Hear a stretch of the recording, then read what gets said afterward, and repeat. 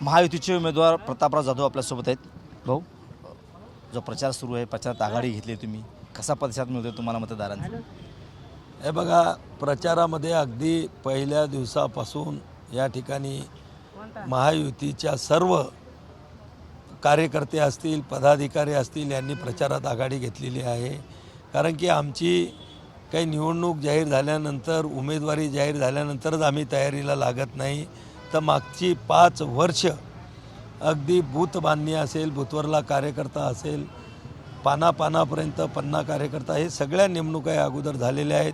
वारंवार त्यांचे आढावे आम्ही पक्ष पातळीवर त्या ठिकाणी घेतलेले आहेत. त्यामुळं आमची तयारी पूर्ण अगोदरच त्या ठिकाणी झालेली होती आणि सर्व तीनही जे मुख्य पक्ष आहेत या महायुतीमधले, भारतीय जनता पक्ष, शिवसेना आणि राष्ट्रवादी, तिन्ही या जिल्ह्यामध्ये प्रबळ पक्ष आहेत. इतरही घटक पक्षाची अतिशय चांगल्या पद्धतीनं आम्हाला त्या ठिकाणी साथ मिळत आहे.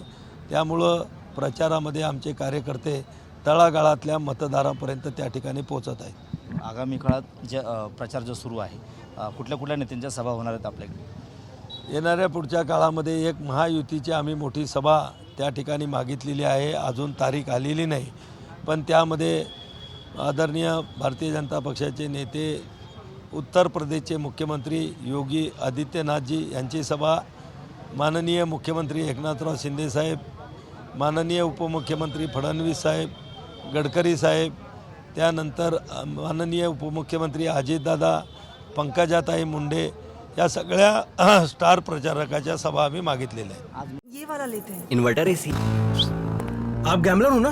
गैम्बलर? जुआ खेलते हो ना? तुम जुआ खेलते हो? अरे नहीं, ये तो कुछ भी बोले जा रहे हैं। इतनी महंगी और नाजुक एसी खरीद कर स्टेबलाइजर नहीं लोगे तो ये जुआ नहीं हुआ तो क्या हुआ? सिर्फ एक फ्लक्चुएशन आपके इन्वर्टर एसी के पार्ट्स को डैमेज कर सकता है. उसे वी गार्ड से सुरक्षित रखिए. V Guard, India's number 1 stabilizer. मुख्यमंत्री बुलढाण्यामध्ये येतात, नेमकं कशासाठी येतात, काय?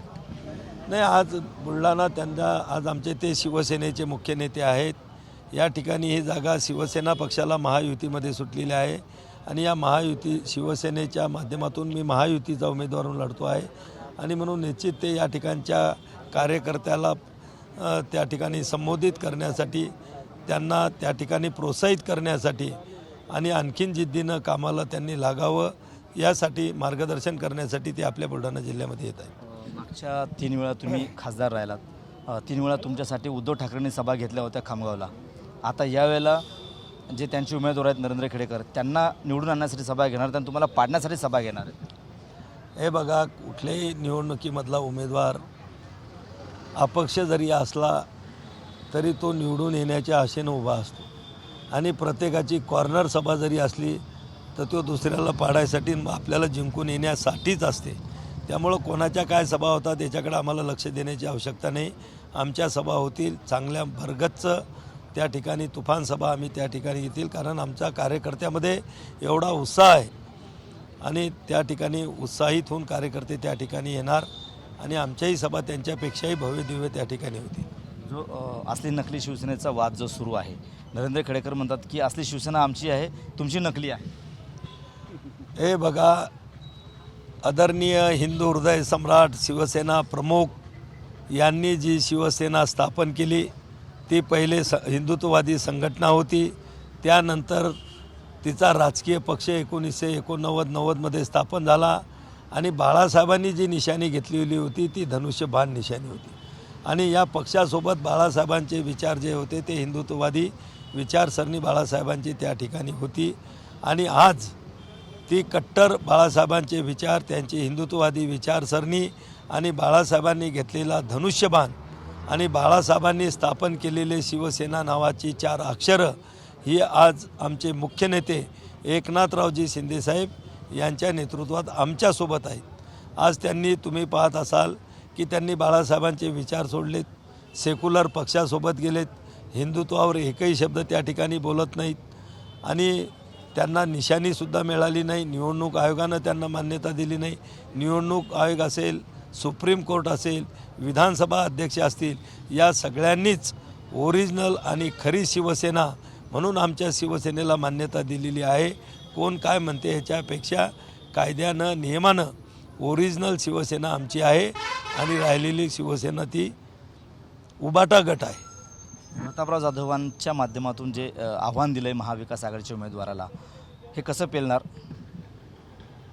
आव्हान कसं पेलणार?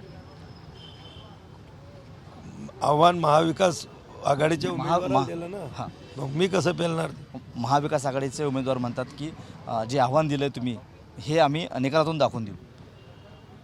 हे बघा, असं जर ते म्हणणार नाही तर त्यांना कोणीही मत देणार नाही. पण आपण हे पत्रकार आहात, आपली नेहमी करता तटस्थ भूमिका त्या ठिकाणी असते आणि आपल्या नजरेतूनही जिल्ह्याभरातलं वातावरण निश्चित आपल्यालाही कळत असेल की बुलढाणा लोकसभा मतदारसंघाची निवडणूक ही महायुतीच्या बाजूनं एकतर्फी होणार म्हणजे होणार. भाजपाचा आज जाहीरनामा प्रसिद्ध झाला आहे. महायुतीचा कधी होणार आणि काय असणार त्याच्यामध्ये? हा बघा, आम्ही आज महायुतीचे घटक आहोत आणि जो जाहीरनामा झालेला आहे तो महायुतीचा जाहीरनामा आहे आणि म्हणून आम्ही निवडून गेल्यानंतर हा जाहीरनाम्याची पूर्तता करण्यासाठी अगदी 100% तन्मन धनानं आदरणीय नरेंद्रभाई मोदींच्या पाठीमागं आम्ही त्या संसदेमध्ये उभे राहू आणि येणाऱ्या 5 वर्षामध्ये आपण जरी त्याला जाहीरनामा म्हणत असलात तर आम्ही त्याला आमचा संकल्प असा म्हणतो. हे आम्ही जाहीर केलेले संकल्प येत्या 5 वर्षामध्ये पूर्ण करू. मनोज जरांगे पाटील म्हणतात की आमचा उमेदवार नाही आहे, आमचा कुणालाही पाठिंबा नाही आहे, आमच्या लोकांनी फक्त उमेदवाराला पाडण्याचं काम करावं. हे बघा, जरांगे साहेब काही त्यांचा राजकीय पक्ष नाही. त्यांची संघटना सामाजिक दृष्टिकोनातून त्यांनी तो लढा उभा केला. आजही त्यांचा कार्यक्रम त्या ठिकाणी सुरू आहे आणि म्हणून कुठल्याही एका राजकीयने आणि त्यांच्यासोबत त्यांच्या लढ्यामध्ये सामाजिक लढ्यामध्ये सहभागी झालेले सगळ्याच पक्षाचे लोक त्याच्यामध्ये सामील होते.